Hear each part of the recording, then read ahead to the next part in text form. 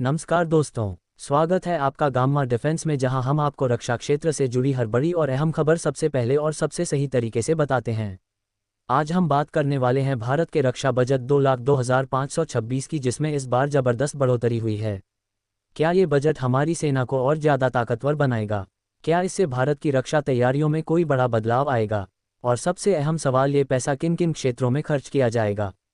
इन सभी सवालों के जवाब जानने के लिए इस वीडियो को अंत तक जरूर देखें और चैनल गामा डिफेंस को सब्सक्राइब करना ना भूलें।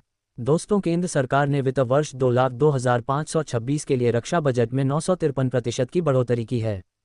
पिछले साल की तुलना में यह एक बहुत बड़ा इजाफा है। अब भारत का कुल रक्षा बजट 681 लाख करोड़ रुपए हो गया है, जो देश के कुल जीडीपी का एक महत्वपूर्ण हिस्सा है। इस बजट का एक बहुत बड़ा हिस्सा हमारी तीनों सेनाओं, भारतीय थलसेना, वायुसेना और नौसेना की मजबूती के लिए इस्तेमाल किया जाएगा। इसमें से 180 लाख करोड़ रुपए सिर्फ पूंजीगत व्यय के लिए रखे गए हैं, यानी नए हथियार, टैंक, फाइटर जेट्स और युद्धपोतों की खरीद के लिए। इसका सीधा मतलब यह है कि आने वाले सालों में भारतीय सेना, वायुसेना और नौसेना को और ज़्यादा अत्याधुनिक हथियार और उपकरण मिलने वाले हैं। इससे न सिर्फ हमारी सेना की ताकत बढ़ेगी, बल्कि दुश्मनों के खिलाफ हमारी तैयारियां भी और मजबूत होंगी। अब सवाल यह उठता है कि यह पैसा किन किन क्षेत्रों में खर्च किया जाएगा। इस बजट में आधुनिक हथियारों की खरीद को प्राथमिकता दी गई है। भारतीय सेना के लिए नए टैंक, मिसाइल सिस्टम और आधुनिक राइफल्स खरीदी जाएंगी, जिससे भारतीय जमीनी ताकत पहले से और ज़्यादा मजबूत होगी। भारतीय वायुसेना के लिए तेजस फाइटर जेट्स और राफेल जैसे आधुनिक लड़ाकू विमानों की खरीद की जाएगी। साथ ही स्वदेशी रक्षा उत्पादन को बढ़ावा देने के लिए भारत में ही नए एडवांस्ड फाइटर जेट्स और ड्रोन टेक्नोलॉजी विकसित की जाएगी। भारतीय नौसेना को भी इस बजट से बड़ा फायदा मिलने वाला है। आईएनएस विक्रांत के बाद अब भारतीय नौसेना अपनी ताकत और बढ़ाने के लिए नए युद्धपोतों और परमाणु पनडुब्बियों के निर्माण पर ध्यान केंद्रित कर रही है। इसके अलावा इस बजट का एक बड़ा हिस्सा रक्षा अनुसंधान और स्वदेशी तकनीक को विकसित करने के लिए भी रखा गया है। डीआरडीओ को अतिरिक्त फंडिंग दी जाएगी ताकि वह भारत के लिए नए मिसाइल सिस्टम, ड्रोन्स और साइबर डिफेंस टेक्नोलॉजी विकसित कर सके। इस बजट का सबसे बड़ा फोकस मेक इन इंडिया और आत्मनिर्भर भारत पर रहेगा, जिससे हम अपनी सेना को विदेशी हथियारों पर निर्भर करने के बजाय खुद के बनाए हथियार देंगे। ये बजट सिर्फ पैसों की बात नहीं है, बल्कि हमारे दुश्मनों के लिए भी एक कड़ा संदेश है। चीन और पाकिस्तान लगातार हमारी सीमाओं पर तनाव बनाए हुए हैं। भारत इस बजट के जरिए उन्हें साफ संदेश दे रहा है कि भारत अपनी सुरक्षा से कोई समझौता नहीं करेगा। इस बार रक्षा, साइबर सिक्योरिटी और स्पेस वॉरफेयर को भी बजट में अहमियत दी गई है। यानी आने वाले समय में भारत सिर्फ जमीनी और हवाई युद्ध ही नहीं, बल्कि अंतरिक्ष और साइबर वॉरफेयर में भी एक बड़ी ताकत बनेगा। साइबर डिफेंस को मजबूत करने के लिए भारत आर्टिफिशियल इंटेलिजेंस और नई तकनीकों पर भी निवेश कर रहा है।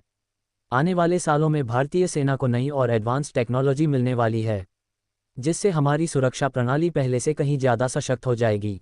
अब सबसे बड़ा सवाल यह उठता है कि क्या ये बजट हमारी सेना की ज़रूरतों को पूरा करने के लिए पर्याप्त है। विशेषज्ञों के अनुसार भारत को अभी भी और अधिक फंडिंग की जरूरत है, खासकर नए रक्षा प्रोजेक्ट्स और सैनिकों के कल्याण के लिए। हालांकि इस बार सरकार ने मेक इन इंडिया और आत्मनिर्भर भारत पर जोर दिया है, जिससे भारत अपने हथियारों को खुद बनाने में और तेजी लाएगा। अगर यह नीति सही से लागू हुई तो आने वाले 10 सालों में भारत दुनिया के टॉप 5 रक्षा उत्पादक देशों में शामिल हो सकता है। अब हम विस्तार से समझेंगे कि इस बजट का भारतीय सेना, वायुसेना और नौसेना पर क्या प्रभाव पड़ने वाला है। भारतीय थलसेना के संदर्भ में देखें तो इस बजट से नए हथियारों और उपकरणों की खरीद में तेजी आएगी।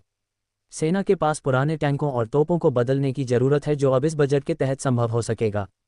इसके अलावा नई तकनीकों से लैस अत्याधुनिक राइफल्स और बॉडी आर्मर खरीदे जाएंगे, जिससे भारतीय सैनिकों की सुरक्षा और क्षमता दोनों बढ़ेंगी। भारतीय वायुसेना के लिए यह बजट कई मायनों में महत्वपूर्ण साबित होगा। नई पीढ़ी के लड़ाकू विमानों की खरीद से लेकर स्वदेशी तेजस मार्क II के उत्पादन तक कई बड़े प्रोजेक्ट्स को इस बजट से आगे बढ़ाया जाएगा। राफेल विमानों की संख्या बढ़ाने पर भी विचार किया जा रहा है, जिससे भारतीय वायुसेना को और मजबूती मिलेगी। इसके अलावा आधुनिक ट्रेनिंग सिमुलेटर और मिसाइल डिफेंस सिस्टम को भी इस बजट से बढ़ावा मिलेगा। भारतीय नौसेना की बात करें तो इसमें सबसे अहम पहलू नए युद्धपोतों और पनडुब्बियों का निर्माण होगा। भारत पहले से ही आत्मनिर्भरता की ओर बढ़ रहा है और इस बजट से नए स्वदेशी युद्धपोतों और एयरक्राफ्ट कैरियर के निर्माण को बल मिलेगा। आधुनिक टॉर्पीडो और एंटी-शिप मिसाइलों की खरीद भी इस बजट का एक महत्वपूर्ण हिस्सा होगी। अब बात करें भारत के रक्षा अनुसंधान की, तो इसमें इस बार खास ध्यान दिया गया है। डीआरडीओ को अधिक संसाधन और बजट मिलेगा ताकि वह नई पीढ़ी के मिसाइल सिस्टम और अत्याधुनिक हथियार विकसित कर सके। हाइपरसोनिक मिसाइल टेक्नोलॉजी पर भी इस बजट में फोकस किया जाएगा, जिससे भारत की रक्षा प्रणाली और अधिक मजबूत बनेगी। साइबर सिक्योरिटी के क्षेत्र में भी सरकार इस बजट के माध्यम से नए प्रोजेक्ट्स को बढ़ावा देगी। भारत को भविष्य में साइबर युद्धों के लिए तैयार रहना होगा और इसके लिए आधुनिक टेक्नोलॉजी का विकास जरूरी है। इसलिए इस बजट में विशेष रूप से आर्टिफिशियल इंटेलिजेंस और मशीन लर्निंग आधारित सुरक्षा उपायों को अपनाने पर जोर दिया गया है। तो दोस्तों, ये था रक्षा बजट 2,02,526 का पूरा विश्लेषण। आपको क्या लगता है, क्या ये बजट भारत की रक्षा तैयारियों के लिए काफ़ी है या इसमें और सुधार की ज़रूरत है? अपनी राय हमें कमेंट में ज़रूर बताएं। अगर आपको यह वीडियो पसंद आया हो तो वीडियो को लाइक करें, शेयर करें और चैनल गामा डिफेंस को सब्सक्राइब करना ना भूलें। हम मिलेंगे अगली बार रक्षा क्षेत्र की और भी बड़ी और एक्सक्लूसिव खबरों के साथ। तब तक के लिए जय हिंद, वंदे मातरम।